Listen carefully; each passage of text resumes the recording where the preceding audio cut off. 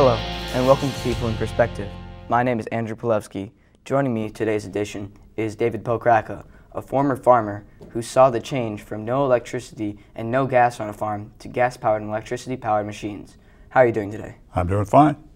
So you did see the change. Was there a big change for that? Well, it was a gradual change, I think. I don't know, it was a big change. But of course, we used our lights in the house were from the camping lanterns we had. We had several of those. Okay. So one of the changes is I didn't have to fill the lamps. So like how much time did it take each day to fill a lamp or something like that? Oh, it wasn't every day. Okay. They would run maybe a couple days, but I would say it took, half an hour. Oh, not that long, probably 20 minutes. Okay, so and where did you live on the farm? In North Loop, Nebraska. So it was not a very big town, was it? North Loop itself was about 200 people, and it was about 4 or 5 miles from our house. Oh, okay. That was the closest town. Oh, okay. And so were you one of the first people to get electricity or one of the last? I think we were probably one of the last, because the town had electricity for a long time before that. Then the Rural Electrification Association, REA, came in and installed electricity throughout the country. And until that came in, we didn't have electricity. Do you remember the REA coming and installing everything? And oh yeah, it was great. Oh, really exciting. I think our house was wired for electricity, but of course the lines weren't in. And I remember it was a big day when they finally turned it on. Yeah, you finally had lights in your house and stuff. You didn't have to fill the lamps. Finally had lights. What type of farming equipment did you have that well, changed? This farm was what was called a primarily row crop farm. We did have some animals, but we grew corn and soybeans, some soybeans, sugar beets for a while. So we had typical tractors. They were much smaller than you see today, but tractors. We also had horses, and I used to drive horses to rake hay. That's awesome. And how old were you when you started, driving the horses, as you said, and stuff like that? Oh, I was probably 10, 11 years old when I started. I remember it was really difficult because I wasn't strong enough to dump the rake, if you will. Yeah. And you were really little when you started working on the farm. You said 10 years old when you started driving horses. Did you do anything before that, or? Oh, there were always a lot of little chores that I did. I think probably when I was 6 or 7, I was probably feeding the chickens and doing things like that, picking the eggs. And so what were some of the, you said 6 and 7, you were feeding chickens. Do you remember anything like a earlier recollection? Like, what's your earliest recollection of working on the farm? I think probably taking care of the chickens is my earliest recognition, because I think that was the first sort of task that I had. And you got older, you got more stuff, as you said, with the horses. What was your, how old were you when you were able to do a lot of stuff on the farm, like most of your jobs? Probably 12 or 13, I started driving tractors and actually running the tractor and doing some farming, plowing and cultivating, things like that. That's amazing. It is 6th and 7th grade already, being a big hand on the farm. You were an only child, correct? That's correct. I was an only child. Yeah, we have a picture here of you and your family when you were little. And that's, where do you think you were? I think we're in Chicago, actually, visiting Chicago, but I don't know exactly where it was. How hard was it to take a family trip and stuff? Was it easy, or? Well, it wasn't that hard. We had a car, of course. Yeah. And we did travel a lot to Chicago from Nebraska because we at that time had some relatives living in Chicago.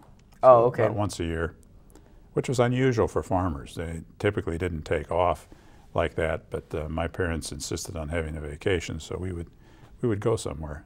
That sounds really fun and really similar to our time, today. And here's a picture of your house that you lived on. And so how big approximately was that? We get a sort of picture from the picture. Was it smallish, you would say? It was small. It had 2 bedrooms and a basement, 2 bathrooms. It was pretty small by today's standards. But it was unique for a farm. Typically a farm didn't have all the grass, and as you can see, this house looks pretty nice and it's kind of landscaped. That was not typical for a farm, but my mother loved to have flowers and a garden and all that, so this was not typical. And she was a really good gardener, wasn't she? Yes, she was. You had like big flower stuff you can't really see. That picture doesn't really give it justice. No, it doesn't give it. She had a big flower garden. In fact, she grew gladiolas and sold them to the florists. Wow, that's awesome. And here's the picture of the barn you have here. And how did you use the barn? Was it storage or? At top was storage for hay to feed the animals, and the bottom had stalls for the dairy animals. We had milking cows, which became one of my hated chores, milking the cows. Yeah.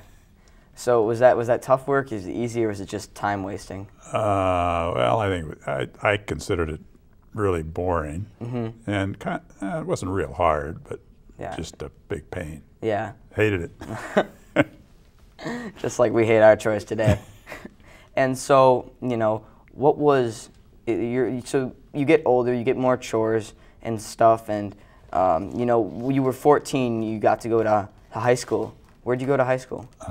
In Ord, Nebraska, which was about 15 miles away, something like that. And that was unique because they didn't have school buses, so they had you could get student permits at, I believe, 14 years old. So I had a student permit to drive the car. My dad bought a car for me, and so I had authorization to drive back and forth to school. And of course, I didn't just drive then. I wasn't supposed to. Yeah. And I did get picked up for speeding and driving when I wasn't supposed to. But I told them I was going to choir practice. Oh, okay. They said that didn't count. Yeah. So you had like a lot of fun with that car, pretty much any 14-year-old could if they had a car. Yeah. That sounds really fun. And you got older, and this is a picture of you in high school with your two parents, Ignatius and Lillian, or Ig and Lil. That's right, Ig and Lil. Yeah. And Ig, what was some stories you have about him? Well, he was a very kind and gentle kind of guy. He loved farming and did a great job. In fact, the farm won some awards for being an outstanding farm. He would mow all the weeds along the fences. Most people just let the weeds grow. So he was very proud of his farm. Yeah, and you talked about him being a gentleman, but what about that story with the shovel?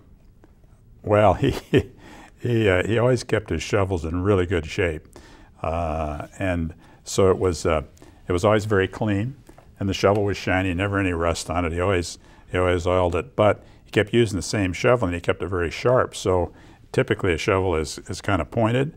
Well, he sharpened his so much that it was always round like this on the bottom because he kept it so sharp and kept sharpening it. Yeah, well, I think that's all the time we have today. Thank you very much. Okay, all right, it's great, man. I'm Andrew Pilewski. You're watching People in Perspective.